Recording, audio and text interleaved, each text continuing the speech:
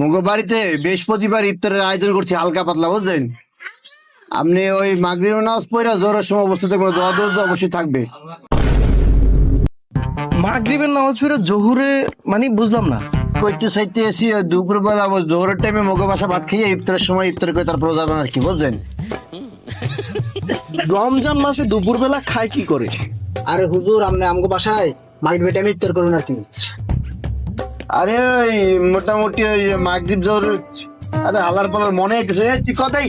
আরে হুজুর, কত হলো বৃহস্পতিবার দিবাগত সন্ধ্যাবেলা আমগো বাড়িতে আপনি ইফতার করবেন, ঠিক আছে? আমার ভাই মোটামুটি বহুত বড় আয়োজন করছে, পাঙ্গাস মাছের বিরিয়ানি থাকবে, আরো অনেক আয়োজন থাকবে, এগুলো এখন কইলাম না। বিরিয়ানি দেখা খাবার এখন মোটামুটি কত হইলো, আপনি আমগো তো আরো মানে আমগো তো আরো কবুল করবেন। তা বুঝলাম, আলহামদুলিল্লাহ দাওয়াত দিয়েছেন, খুশি হলাম। কিন্তু আমি তো বৃহস্পতিবারে অন্য জায়গায় একটা দাওয়াত নিয়েছি।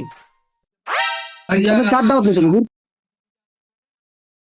দাওয়াত নিয়েছি মানে ওই আপনাদের দুই বাড়ি পরে শিকদার ভাই আছে না, ওই শিকদার ভাই আমাকে আগে বলেছে আর কি। এখন তো আমি ওনাকে কথা দিয়ে দিয়েছি। আপনি শিকদারের দাওয়াতে কেন নিয়েছেন হুজুর? ও তো মানুষ ভালো না, ওর নামে ভালো, কামে ভালো না।